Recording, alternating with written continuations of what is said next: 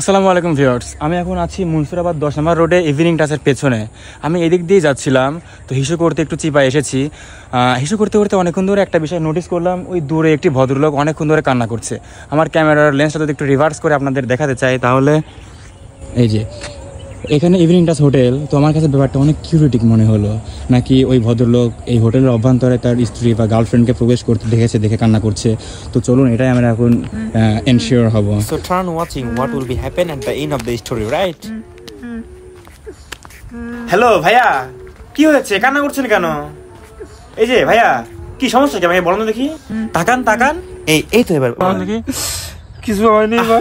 বলেন দেখি, এবারে এই যে আপনাদের পেইনটাকে শেয়ার করে নিতে পারি কিনা। নির্ভয়ে বলতে পারেন, আমি আপনার ভাই হই, একদম লজ্জা পাবেন না। বলেন ভাই, বলেন। এই ঈদে সবাই সবার বউকে শপিং করে দিচ্ছে ভাই, আমি আমার বউকে সামান্য একটু শপিংও করে দিতে পারছি না ভাই।